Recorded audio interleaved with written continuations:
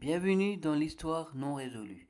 Cette fois-ci, je vais vous raconter une histoire effrayante, une histoire vraie, une histoire paranormale. Si vous êtes prêts, on y va.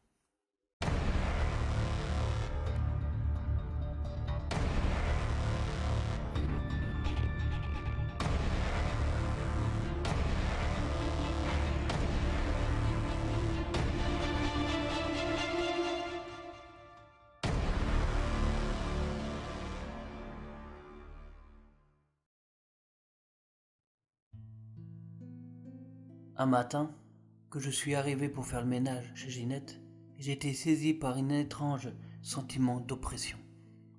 La maison semblait comme remplie de mauvaises ondes. J'en fais aussitôt part à Ginette, qui me confie ressentir la même chose. Elle me dit, c'est depuis que la dame vient me voir au bout de mon lit. Elle me fait peur.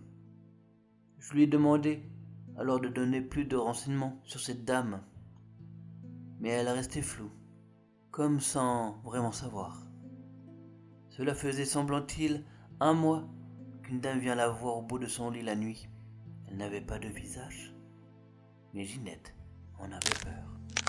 J'en parle vite autour de moi, sachant que je partais le soir après ma dernière visite en fermant la porte à clé derrière moi. Il ne pouvait entrer personne sans effraction visible. Beaucoup de gens se sont vite pliés à un jugement facile. La vieille perd les pédales. Seulement moi, je savais qu'il n'en était rien. Cette situation ne me plaisait guère. J'avais appris à aimer cette boue de femme remplie d'amour, d'affection et de bons conseils. Une autre fois, 7 à 8 jours après, Ginette était tombée malade. Et elle m'appelait dans l'après-midi. En arrivant, je constatais un certain désordre inhabituel dans la pièce. Ginette était couchée avec une forte fièvre. En remettant de l'ordre, je me demandais d'où provenait ce chambattement. Cette dame, elle me fait peur. Et elle crie. Je ne vois pas son visage. À cet instant, je dois bien avouer qu'il fallait que je me rende à l'évidence. Ginette perdait les pédales. Par contre, je ne savais pas expliquer comment elle avait été capable de bouger les meubles, dont une armoire en chêne massif d'au moins 200 kilos. Le médecin devait arriver à 15 heures et je suis resté avec Ginette tout ce temps. Il m'explique que cette femme visiteuse était une sorte de sorcière, comme dans le livre d'enfants. Elle n'avait pas d'œil et qu'il lui tirait les pieds au bout de son lit. Le médecin que j'avais pris en aparté dans l'arrière-cuisine m'explique alors que l'état de Ginette était stable et que sa fièvre était sûrement la cause de ces soi-disant apparitions. Le temps s'est écoulé, doucement. Je revenais tous les jours pour aider Ginette et me parlait de plus en plus de son fantôme. Fait étrange, c'est qu'il me semblait également là, autour de moi. Fait encore plus étrange, Ginette perdait beaucoup de poids. Elle disait que la chose ne la laissait plus dormir et que sa présence était diabolique. C'en est trop pour moi, et j'ai décidé d'y voir plus clair. 2 mois après, des signes étranges apparus dans cette maison. Je prends mon courage à 2 mains. Oui, en effet, je l'avoue, cette histoire me faisait quand même peur.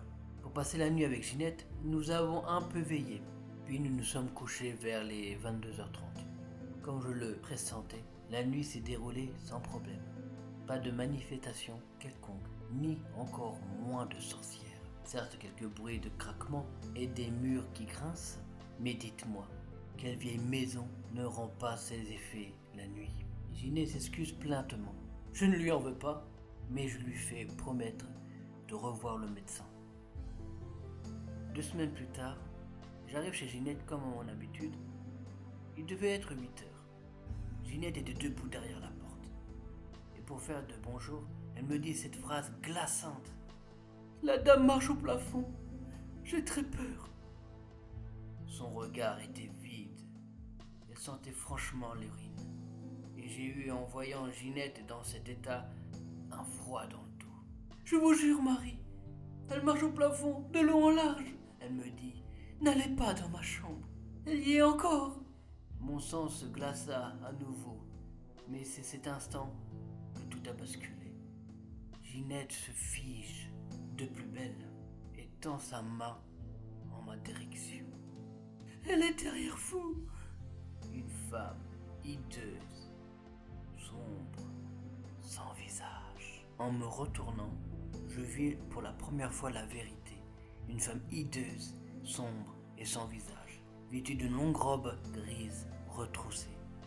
Elle marchait au plafond en agitant la tête en balancier de gauche à droite très rapidement. Je suis resté 1 minute, la minute la plus longue de ma vie, croyez-moi, à regarder ce spectacle. Cette forme semblait parler, mais on ne distingue pas grand-chose. Des injures, vilaine, salope, putain. Le reste était dans une espèce de langue étrangère. J'ai sorti Ginette dehors en traînant par la taille, et nous sommes toutes les deux enfuies vers le village le plus près. Je suis revenu sur les lieux 2 jours après, avec les gendarmes et monsieur le maire. Nous avons constaté une horrible chose. La maison avait été mise à sac, dévastée de fond en comble. Le rapport de gendarme conclut à un cambriolage. Nous laissons Ginette et moi seuls témoins d'une histoire affreuse que personne n'a jamais réellement cru. Même si, à l'époque, peu de gens étaient au courant, la nouvelle a quand même fait le tour du village. Je n'ai pas pu non plus parler beaucoup plus à Ginette, puisque la pauvre est morte à l'hôpital d'un cancer généralisé en 2001. Mon fils est retourné sur les lieux. La maison a été vendue. J'espère juste que les nouveaux habitants ne seront pas inquiétés. Aujourd'hui, je ne veux plus en parler de cette histoire. Je le raconte dans l'unique but de me soulager mentalement, de m'en exorciser. Je suis croyante, pratiquante, et je vous conseille à tous et à toutes de bien faire une place au bon Dieu dans leur vie. Merci d'avoir regardé cette vidéo, j'espère que vous avez aimé. N'hésitez pas à partager, à mettre des commentaires, à cliquer sur la bannière pour avoir plus de vidéos. On se retrouve à très vite pour une autre aventure de l'histoire non résolue.